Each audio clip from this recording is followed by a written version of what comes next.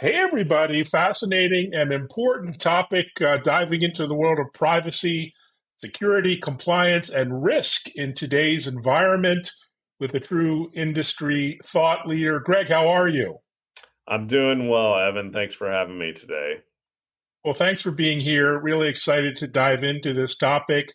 10 years ago, this used to be so boring, and now it's on the front page of the Wall Street Journal every day. So, really excited for your expertise. Before all that, maybe introduce yourself and who is Compliance Point? Yeah. First of all, I guess I'm Greg Sparrow. I'm president of CompliancePoint. A little bit of background on me. I've started out really in a lot of e-commerce, high-end web development in the late 90s, early 2000s. We were deploying JD Edwards systems and large-scale e-commerce systems on the infrastructure and software development side of things.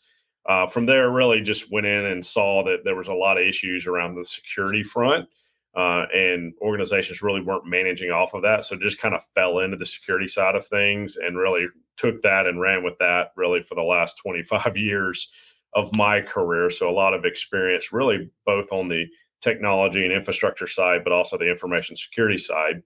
From a compliance point standpoint, really, we're a professional services firm that specializes in information security and risk management overall. But I would say we have really three pillars, core pillars to our organization of expertise. And that's basically information security, data privacy, and then regulatory compliance. Well, fantastic topics, and I want to dive into each of them. And you do a lot of work with the VC community, private equity, folks who are responsible for data stewardship. What are some of the things top of mind on their minds these days? Yeah, so as a company, I think we are involved quite often on the startup side of things. So we're on the sell side, right, from those organizations. We also are involved with PE firms that are holding a portfolio of companies that are also on the buy side. So we really see both sides of those types of transactions that are involved, and really from the market perspective, what we're seeing is organizations and particularly the PE firms being more focused on what we look at as data stewardship. And we break that down for our organization into a couple of different buckets. But in essence, when you think about a startup or any organization today, you really have a couple of different risk buckets that you have to be addressing as you go through that maturity cycle. And in essence, when you engage the marketplace, and I can tell you from my personal experience, this is something I've actually had to learn over time. There are risks now. We talk about everybody focuses on the cyber risk, and obviously that's a big part of what we do. But there are Mm. risks with how you engage the marketplace and your customers, right? So that forward-facing marketplace engagement.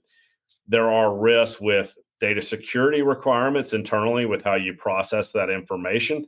And then, of course, as everybody's acutely aware, as of recently, there are also downstream vendor risk with how you manage risk and who you give that data to or how you allow them access and ownership of your environment.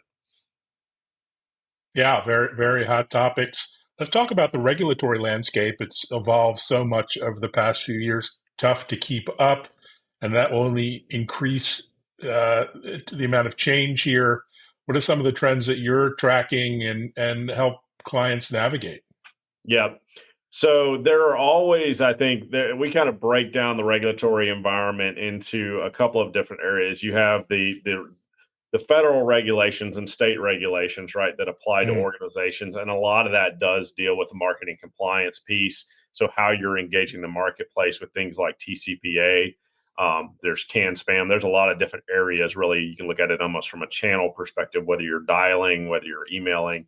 There are regulations around how you do all of that and how you're engaging the marketplace and or your customers. So there's a lot of complexity there. I'd say of late, what we've seen kind of since, in the last few years, we've seen things evolve really on the data privacy side of things, right? Where it's not just about how you contact people or what type of consent you might have, but it's also about what you do with their information, that personal identifiable information once you actually have that. That trend, I would say, really started probably 5 to 6 years ago. largely in Europe under GDPR. There was a big scramble around 2018 for organizations to solve for that. And then we've seen various iterations of that start to form out basically at the state level right now in the United States. Particularly, state of California is really leading the way on the privacy front with that. But there are various other states that continue to pile on with that. So the complexity that organizations are facing around things like data privacy is ever increasing. And then at some point, we do think that we will see some level of federal regulation to essentially standardize those requirements and in some ways level that playing field. I think the federal view of that is not necessarily a bad thing. I think it actually can help simplify some of the complexities that you face right now versus the state level regulations. Great point. And there are a lot of industry specific compliance requirements that go quite deep. I know a fair amount about the healthcare industry. Mm-hmm. It's kind of amazing when you peel back the onion. How do you look at compliance across industries, and how do you navigate industry sectors now, given the massive regulations that are out there? Yeah, so PHI data, the regulated data set in the healthcare industry, is a bit unique, and there are unique Hmm. requirements that come out of that from an industry perspective. We actually had developed as an organization, that is one of the industry verticals we've specialized in, is actually the healthcare industry. There's just a nomenclature and an approach there that is unique, that is needed for that industry. I will say, actually, in a lot of the other areas, when you're dealing with more general PHI, personally identifiable information, or rather PII, that is really what we consider to be a horizontal problem, right? We Hmm. look at a lot of those challenges as being not being industry specific, but something that we are solving for across the board, and that many organizations really are facing the same challenges around. Yeah, no, it's going to get even more challenging, I think. Um, and we're in the midst or the tail end, hopefully, of the meltdown, the great blue screen of death meltdown, I guess. What are some of the takeaways, insights from your point of view, your unique point of view on what's happened and what people should be thinking about next in terms of mitigating these kind of disasters?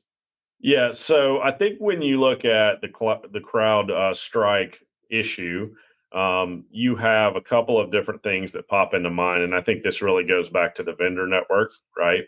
Who are you introducing into your ecosystem that represents Hmm. risk, and does that represent a single point of failure? There's been obviously a trend to go to the cloud, to standardize on providers, really, and how the infrastructure is hosted, right? We're basically outsourcing much larger chunks of that information system stack, right? And I think there are advantages to that, certainly from an expertise and specialization standpoint. But I think there are also risks that are presented on the other side of that coin, right? In essence, you're also outsourcing someone's ability to solve or fix or solution for whatever problem might pop up, and you're also looking at more wide scale single points of failure. And I think that's really been illustrated in the last few days, that you can have when a problem occurs at a very fundamental level where there's such a large deployment, this represents really in a risk beyond just an organization, but almost a systemic risk across the industry. And you've seen essentially Mm, the airline industry be shut down in large mm. part for the last few days. So I think you have to be smart about how you're applying this. I think certainly also to some extent, in their credit, it speaks to their position, their dominant position in the marketplace from a provider standpoint. But with that, I think you have to also look at, from an organizational perspective, how do you continue to deliver services? How do you do that in a way where you're minimizing some of these downside risks where you do have a single point of failure? Yeah, really great points. And when it comes to your practice, obviously you're a professional services firm, but how do you see tools and technologies and platforms being used, or how do you use them in your business to kind of help clients? So it's, I think there's the way we like to look at it, and I think this is kind of ebbed back and forth in the industry as we see it throughout the years. There are absolutely great technology solutions out there. what we feel like we're solving for in the industry is really the lack of knowledge or expertise Mm. in how to maybe apply or manage the information that comes out of those tools and technology. So that is something that we really focus on and feel like that we bring to the table, is that we're bringing expertise to the table. Oftentimes when we go into organizations, whether it may be post breach or post incident, whatever's going on, there is actionable information, actionable tools that are in place, but people don't really know what to do with the information they're being presented, Mm. right?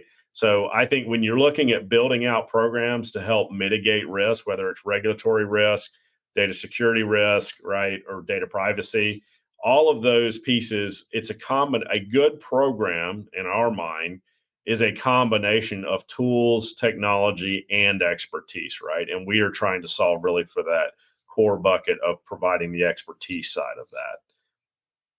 Yeah, fantastic. And you work a lot with private equity, who increasingly are taking giant chunks out of the tech marketplace, in particular telecom, where I do a lot of work. How do you view risk in that world, and what should those stakeholders focus on first? Yeah, so I think the way we look at ourselves organizationally, so if you're on the startup side of things, I think, the benefit for us from us is really about, how do we help you accelerate your maturity in these areas, right? And I think that gives these organizations a couple different things. So from the startup side of it, I think we can help you accelerate how you mature your programs out, whether that's information security or data privacy. We also can help you reduce the friction, right, on the sales cycle. A lot of the security side of things, the compliance side of things, these are very important in deal making, particularly in larger deals, depending on who you're selling into. So I think we really accelerate things on that side of it. On the private equity side of things, the dynamic that we see in the marketplace is that, there were these, huge valuations that were out there a few years ago, a lot of deal making going on. And frankly, a lot of that has slowed down, which means that these middle market PE firms that are basically holding a portfolio of companies are now having to hold that portfolio for longer, which means that Mm. the likelihood of some material event occurring around these areas is higher, right? And so they need to be thinking about how they're managing that portfolio risk. And so we've really helped them to come in and make sure that the portfolio of companies isn't presenting some major event that might occur, either regulatory or from a cyber perspective. And we're seeing real meaningful impact on the exit side of this, right? Where there is material impact now in these events on the buy side, right? If someone sees a major breach, that is impactful to valuation at this point, and organizations have to stay focused on that. And so making sure that you've got the right pieces in place to essentially, we look at it as we're trying to help facilitate deal flow to reduce friction in that exit, so that as these questions come up, there are good, responsible programs and answers in place, that basically minimize that becoming a bigger issue. Yeah, fantastic approach. And when it comes to startups and their early stage investors, how do you view the startup life cycle? And I see so often privacy, security, compliance is sort of an afterthought, with they're moving at 1,000 miles an hour. So what should they focus on first? Yeah, I mean, I think, the way we try and approach things is to be very practical and pragmatic with startups. Mm. We understand that they're fighting for their lives, right? I mean, I've been there as an entrepreneur myself, and understand what it means to get a business off the ground and to have a minimum viable product and all those things. And so, what we're trying to do really is appropriately manage the level of risk relative to the impact or the reach that they have in the marketplace, right? So at the very beginning, that might be somewhat minimal, right? And we're trying to figure out what is the basic fundamental food and shelter pieces that they need in place to simply deliver their product or service to the marketplace in an effective way, right? So that might not be too complicated at the beginning, right? But then as you have more customers, a larger customer customer base, a bigger brand that's represented in the marketplace, bigger reach into the marketplace. All of those things scale up, right, as that accelerates through that life cycle and they get into those later growth stages. Then we're really talking about how do we mature those programs to effectively manage off of that risk, either for the data that they're storing or how they go out to market. All of those things become much more important with the scale and size of the business. And I think it, applied correctly, a lot of what we do helps those organizations mature in ways that they normally would not otherwise or would take much longer from an internal process perspective. Yeah, fantastic approach.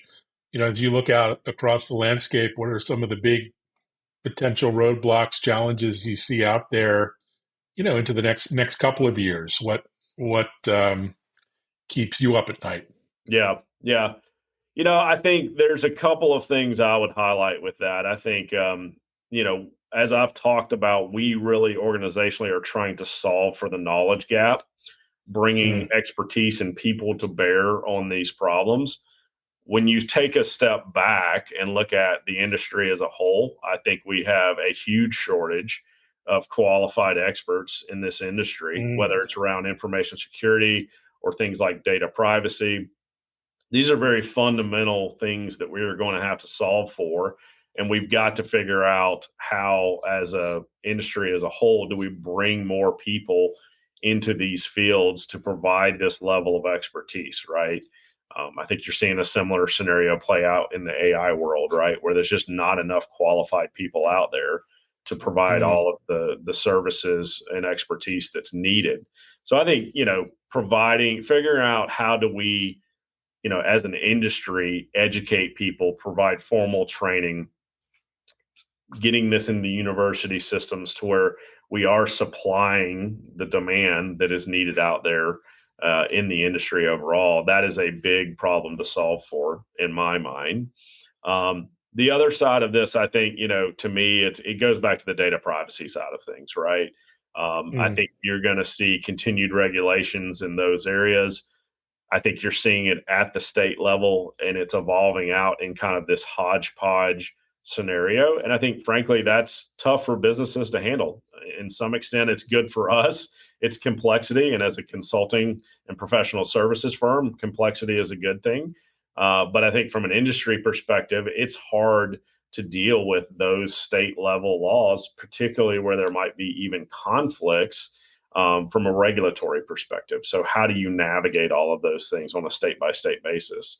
And I do think that that's really where, from a data privacy standpoint, we need to look at how do we, in a meaningful sense, provide some type of federal regulation around this that levels that playing field, as I've talked about earlier. Well, it'll be interesting to watch our friends in the government trying to help, right? It's the old joke, I'm from the government, I'm here to help. So we'll see how that works out. So you're down in hot Atlanta. I see you're an avid golfer. Do you get out on 100-degree days, or do you look for mornings and evenings? Usually early mornings, and then I quit about halfway through. It's pretty tough right now in the summer to actually make that happen. Well, come up to New England. We have some great golfing, and it's nice and cool by the water. So good stuff. Thanks so much, Greg. Really insightful, informative work. I appreciate the content, the educational awareness that you put out. And thanks so much for joining. Thanks, Evan. Appreciate you having me. All right. Likewise. Thanks so much, everyone. Thanks for listening. Thanks for watching. Take care.